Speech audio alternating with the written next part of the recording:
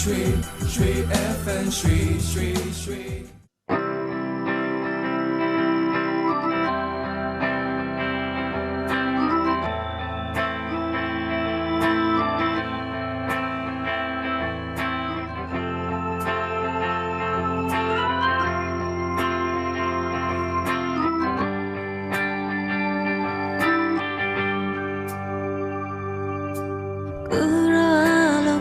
ဆုံးသွားပြီပေါ့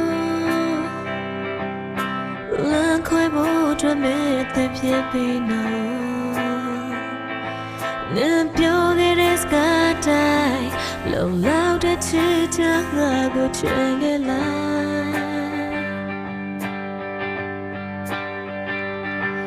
အဖြစ်ပြတို့ကပြောင်းလဲခဲ့ချင်တာနှလုံးသားလေးလက်သေးရဲ့ရှိအောင်မလားရမောင်လည်းမမောင်ရဲ့ခေကဲဆိုပေါင်းစလုံးမပြရ